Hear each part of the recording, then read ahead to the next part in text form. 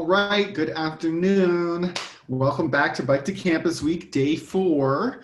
My name is Nick Goodfellow. I'm a sustainability coordinator at the University of Pittsburgh, and we're here talking about one of my favorite subjects, which is biking at Pitt.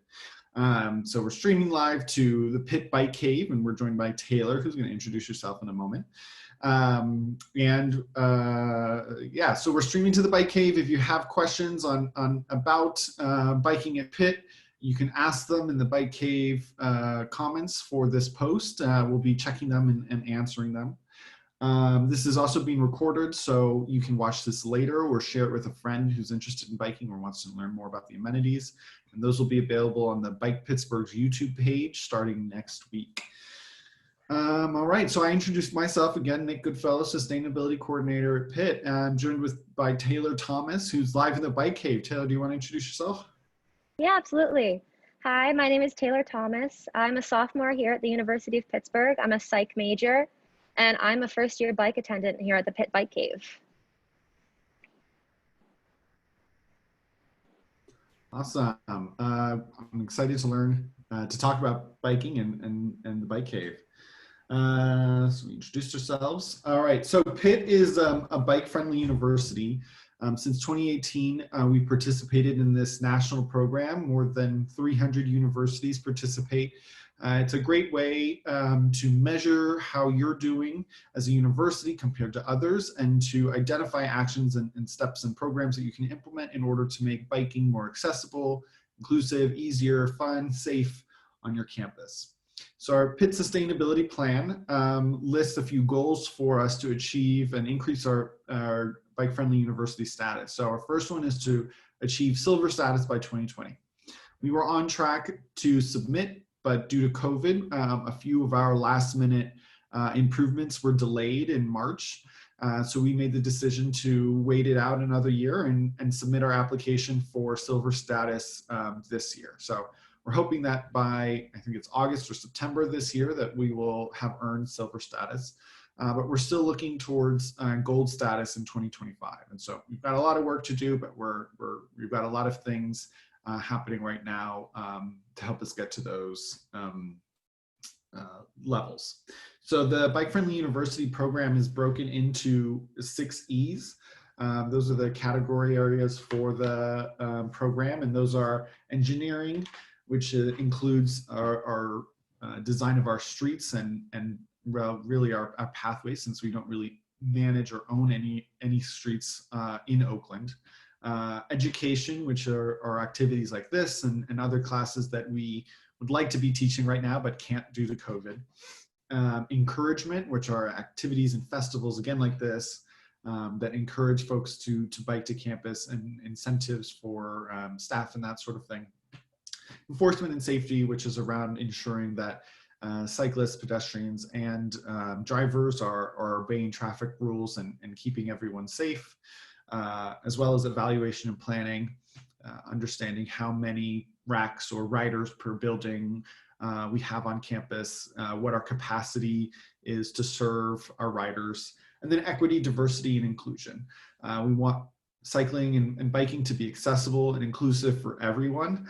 And this is a great new category from the League of American Bicyclists, which runs the Bike Friendly University program, and we're exploring ways to make sure that all of our programs are equitable and inclusive. So if you're a cyclist on campus, if you're new to campus and you brought a bike, the first thing that you should do is register it.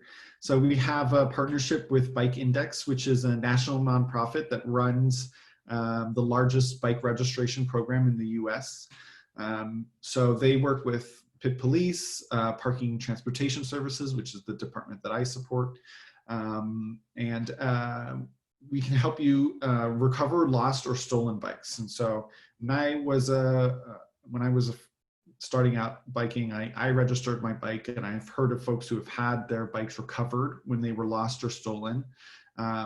So to register your bike, you're going to have to find the bike serial number. If you go to the Bike Index website, which is bikeindex.org/UPitt, there's instructions on how to find your serial number.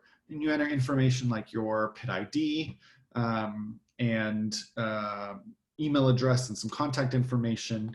and then your bike is registered, and we have that information on your bike. So in case, something happens to your bike where it's lost or stolen, you don't know what happened to it, you can call the Pitt Police, and they will work with Bike Index to identify if the bike may have ended up somewhere online, or if somebody's tried to sell it to a shop or to somebody who knows about what's going on with stolen bikes. They can look up the serial number and find out if it has been marked as stolen, which you can do on your account as well.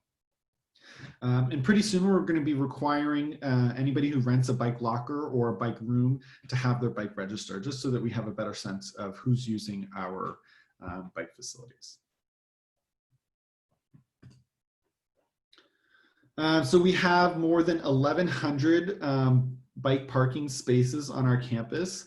That includes outdoor bike parking facilities like racks, as well as bike locker spaces and bike room spaces. So we've got plenty of room for a lot of folks. You might not be able to find a spot right at the building that you're trying to park at, but likely you can find a spot that's just a block away. Myself as a cyclist, I like to park right up next to the building that I'm going to, but I've gotten sort of accustomed to parking in a less popular location and walking the block. No big deal there. So our most common and most used parking facilities are the outdoor racks. So this we have hundreds and hundreds of outdoor racks across campus. These are really great if you are coming in and out or using them for a short period of time. Say you're coming from South Oakland and you need to go to Hillman, which is this photo here. These are great to park at.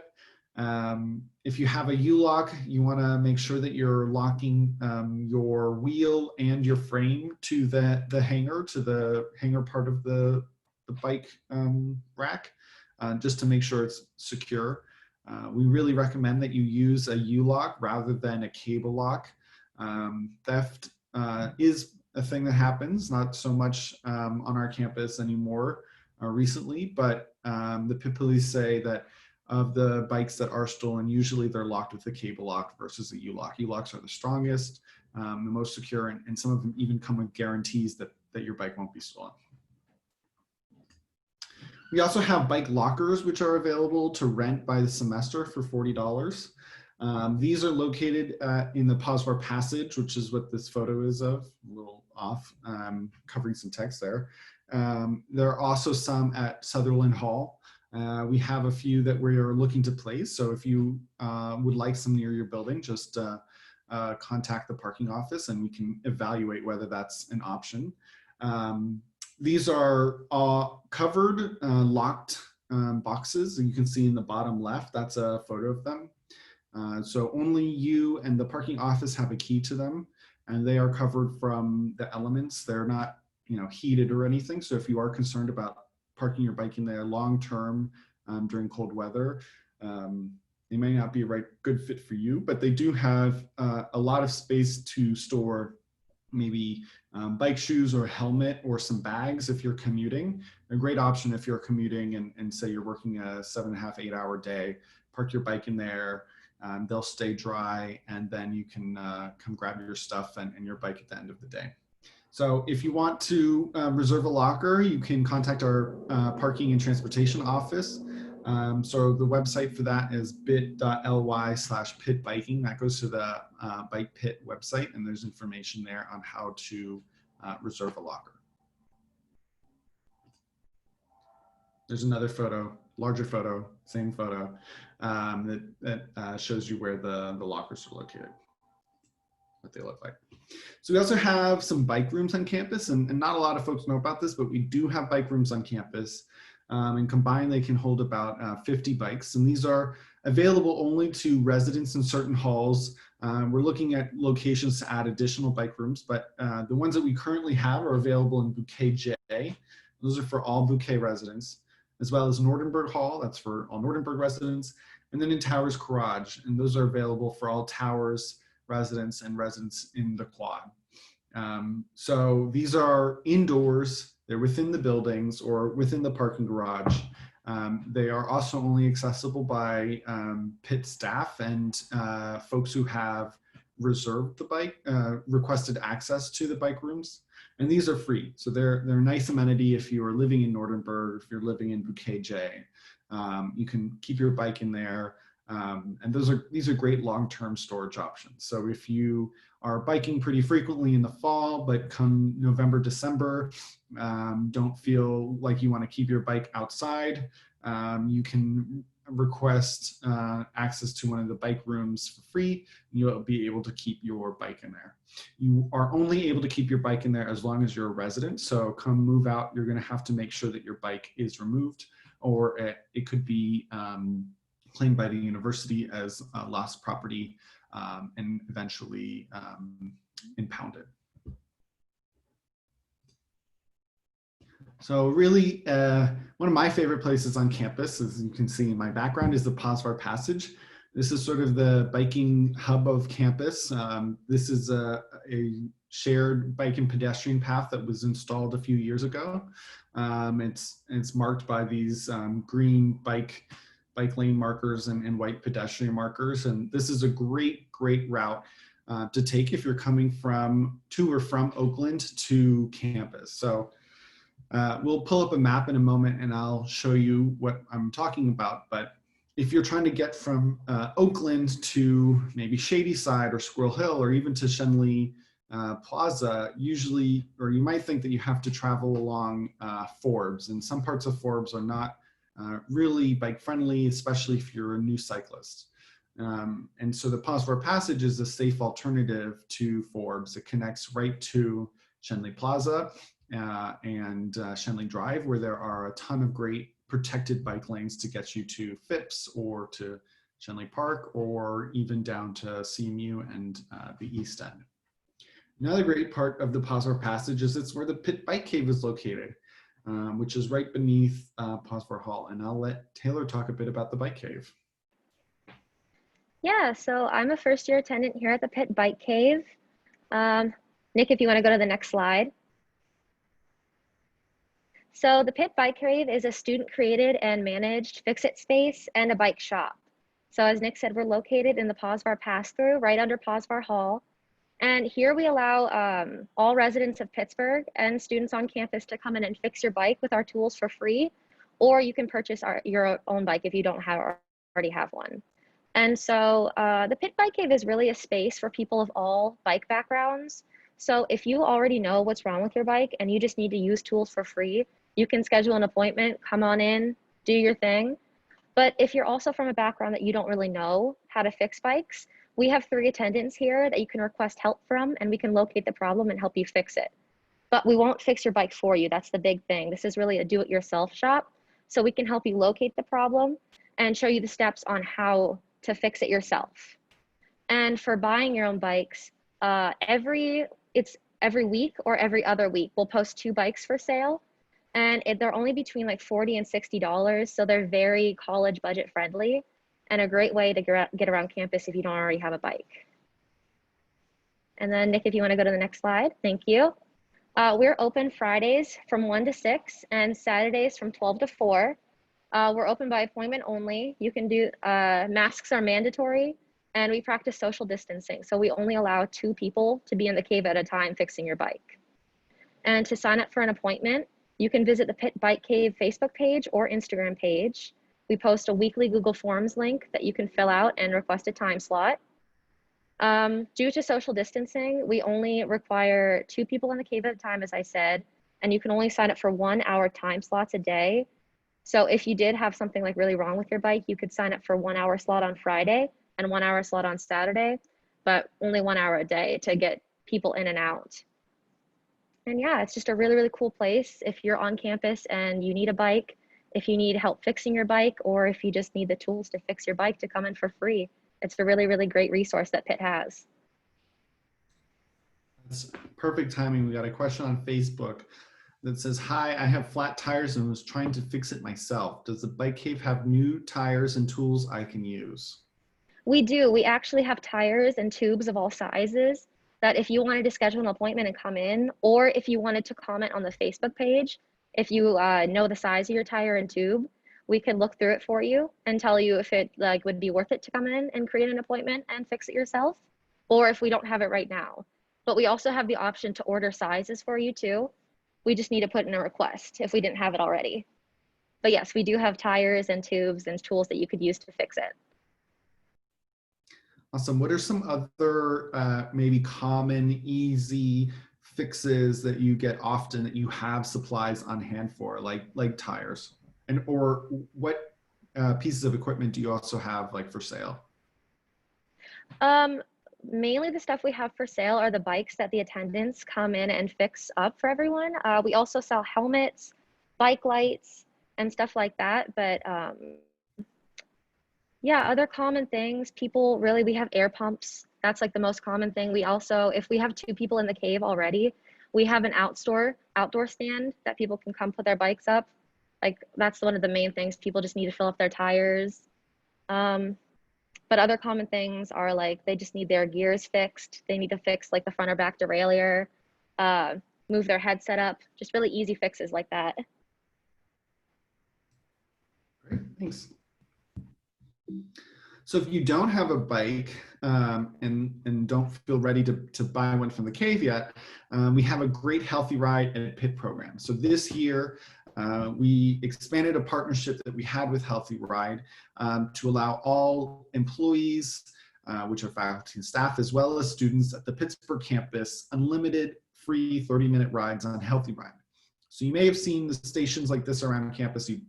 I hope you have seen them. There's about 17 of them around Oakland. And these are Pittsburgh's bike share program. So unlike some cities where they have free floating Lime or Uber bikes, we have a bike share system that is based around stations here. And so Healthy Ride is a nonprofit bike share program that started in 2015. They have, as I mentioned, 17 stations around Oakland. And they're available for you to use 24/7 throughout the year. So everybody received an email in August from Pitwire that was titled Free 30-Minute Bike Rides. Oops. In that email includes a unique voucher code that everybody needs to use in order to activate the benefit. So you just go to the Healthy Ride website, healthyridepgh.org, and create an account using your Pitt email address. And so if you maybe have an alias on your account where you have like, your name dot your last name at pitt.edu, you need to use the address that you log into MyPitt with. So you create an account using that email address. Once you've created the account, you can apply the voucher code and then you'll be ready to ride. So we have a Healthy Ride at Pitt website, which is bit.ly/healthyrideatpitt. And on the screen, you'll see there's capitalization. That's important to get to the website. You can also find it on our parking and transportation website.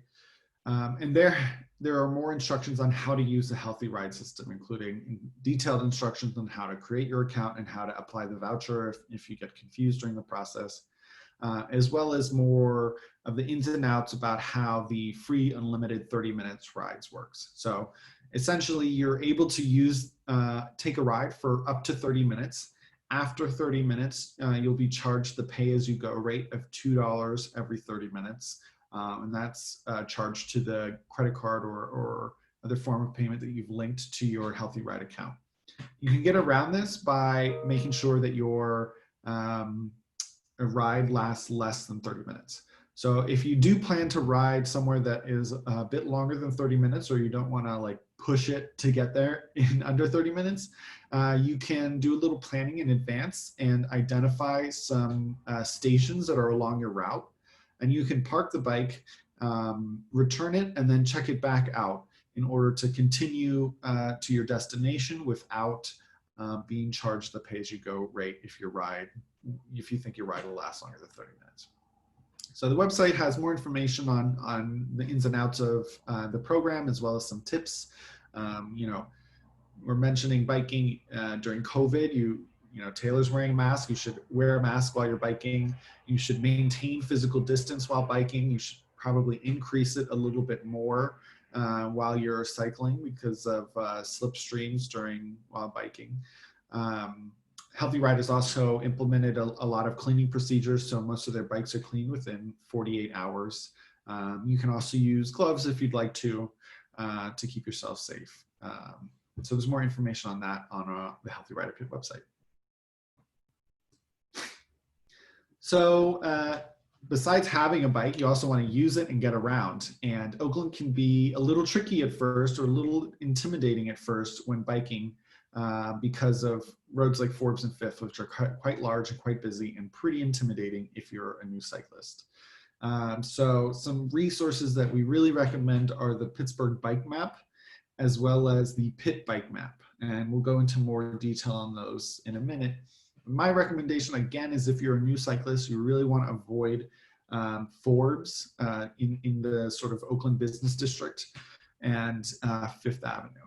So starting from the Cathedral all the way to CNU, there are protected bike lanes along Forbes, which are really fantastic. Those were installed actually last Bike to Campus Day. Coincidentally, it was not part of our activities. But last September, those lanes were installed and are a great way to get, if you want to explore CMU, Squirrel Hill, or Shadyside, you can take those, or any other neighborhood towards the east. But generally, if you're biking around Oakland, I would really recommend you avoid Forbes and Fifth. So we'll go into some of the alternatives when I pull up the map, but the Posvar Passage I mentioned earlier, right behind here, is a great way to get from campus into Oakland or South Oakland without using Forbes or Fifth. As well as above Fifth is O'Hara and Bayard Street. Those do have bike lanes along them. So if you're going from UPMC past Benedum, past Thackeray and Thaw and O'Hara behind Soldiers and Sailors, those will take you all the way to North Craig on a protected, not a protected, but still a bike lane that has been there for a few years.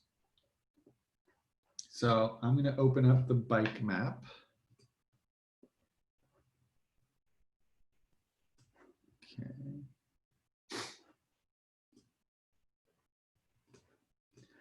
So you can find the bike map, the Pittsburgh bike map, on the Bike Pittsburgh website. So just bikepgh.org. And then click resources, maps, guides, bikes, and rides. And down here is the bike map. So there are two versions. There's a printable PDF version, which the Bike Cave actually has a few copies of, as well as a web-based GIS one. So this is the most up-to-date one, the web-based version. It has the new bike lanes along Fifth here, or excuse me, Forbes. But the paper copy is great to have with you. And so if you're new to biking, I would stop by the cave, pick up a copy, or stop by any bike shop and pick up a copy and take that with you. It's really important that you plan your route before you just sort of hop on a bike and go, because you could end up on a street that you don't feel comfortable riding on, and that will, not be a great experience. So I really recommend the bike map here. I'll also shout out the Pitt bike map, which is right here, and that you can find on the Bike Pitt website. That lists all of the different parking options around campus. So you can find every parking space on campus, including racks, lockers, and bike rooms. And you can toggle the different layers. So this is just all the bike racks. Bike rooms will show up here. It's really handy if you're trying to figure out where to park on campus. So looking at the map again, where was it? Let's look here. So as you can see, I hope you can see, Fifth and Forbes are highlighted in red. And that is because those are really busy, high traffic roads on campus that as a new cyclist, you probably want to avoid. And so when I mentioned the alternatives, it's not on the map here, but it will be very soon. Here is the Posvar Passage. The Bike Cave is right in here. And so if you're coming from Oakland, most of the streets in Oakland are pretty bikeable. You do have to watch out at intersections. There are a lot of parked cars, and so visibility is a bit difficult.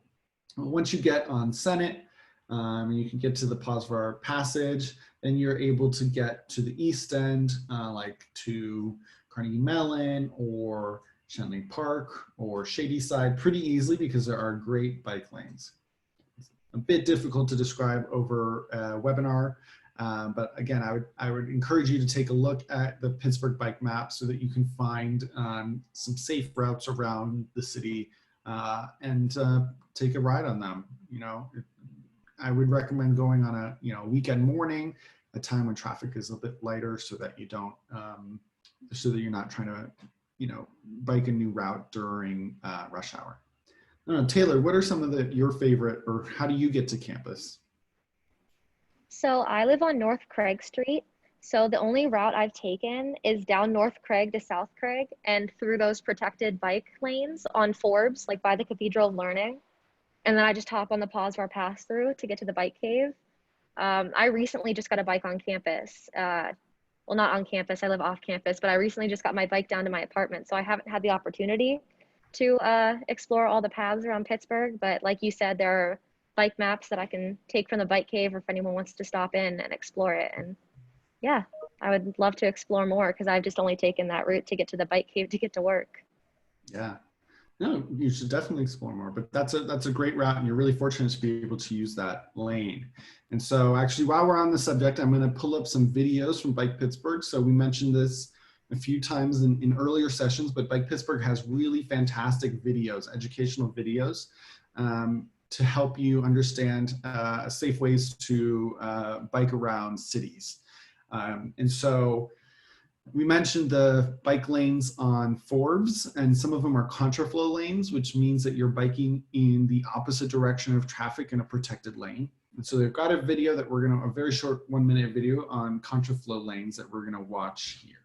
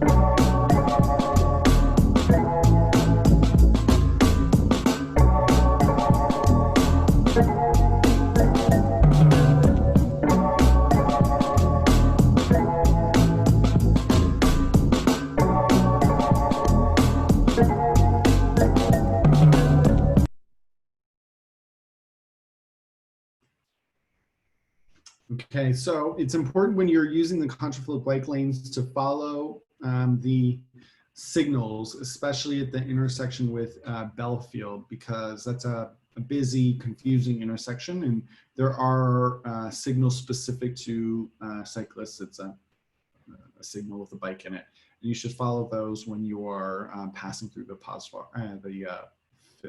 Forbes lanes. So another feature of campus is that we have a lot of two-stage turn boxes, which can be a little confusing to use at first and might feel a bit awkward. So we're going to watch another Bike Pittsburgh video on how to use those boxes, because they are important. If you're coming from Fifth Avenue through the contraflow bike lane and want to get to the bike cave, you're going to have to turn left across a busy street. And there are two-stage turn boxes that can help you do that without putting you in a really precarious situation. Making a left turn can sometimes be a challenging part of city cycling. There are various strategies that traffic engineers use to aid bicyclists in making a left turn, including this two-stage turn box on East Liberty Boulevard at Highland Avenue. Here's some tips on how to use a two-stage turn box. If a cyclist wants to turn left, it can sometimes be a challenge to merge into that left lane to make that left turn, especially if there are multiple lanes or a lot of traffic. Traffic engineers installed a green bike box across the intersection so that bicyclists have the option to complete the left turn in 2 stages. First, go straight across to the other side of the intersection. Then, reorient yourself 90 degrees, wait for the green light, and proceed forward. Bicyclists can also make a left turn from the driving lane, so be sure to keep that in mind. A two-stage left turn box offers bicyclists multiple left turn options. Thanks for watching, and feel free to share with a friend.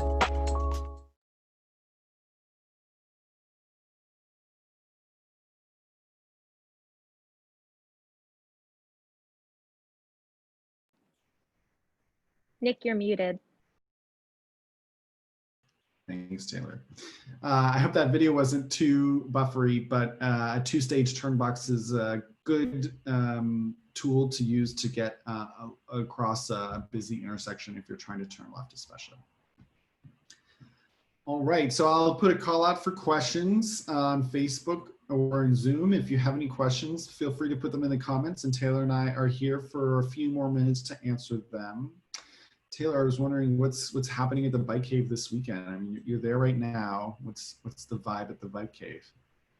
I'm here alone right now. Alex and I were here from 11:30 to 1:30, just working on some bikes, getting everything cleaned up for Friday and Saturday when we have our appointments coming in. We have a few people signing up, but I just posted another link, so hopefully we'll have more people signed up for the whole time slot. Usually it's pretty busy here. I've been surprised at the amount of people coming in just to fix their bikes. It's been awesome. That's great. So how did you start biking on campus?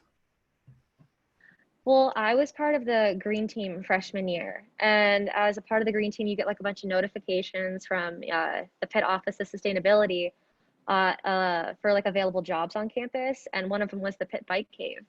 And I'm from Erie, so I would always bike around like Presque Isle and the lake.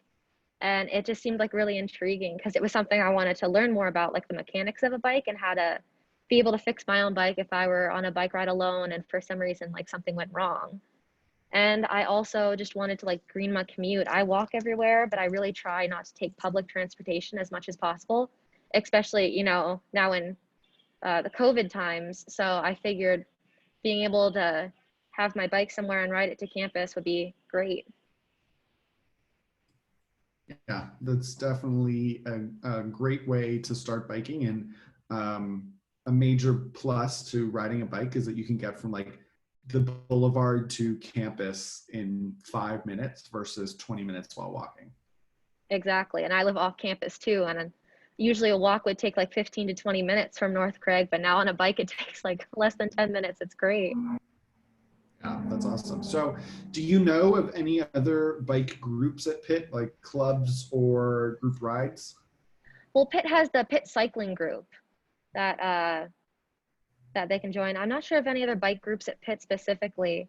I know this isn't really a bike group, but pre-COVID, the Pitt Bike Cave would be able to take people on group rides, like people interested in learning more about the trails in Pittsburgh, and just, finding people who share the same love of cycling as them. They could come on group rides with us, but unfortunately we're unable to offer that type of thing with, COVID and all the circumstances. Yeah, that is a bummer, because those Friday night rides from the cave, swooping out as a I don't know what you call a group of bats, but swooping out as a group. I would talk to Alex and say, "Where'd you guys go today?" And no, just checked out, rides to Giant Eagle and Shady Side to figure out how to get to the grocery store, or figure out how to get to Bloomfield or to the trails. Those were cool. Hopefully those will be back soon. Let's all wear our masks and practice physical distancing and wash our hands so that we can get back to something normal kind of soon. Absolutely. Yeah.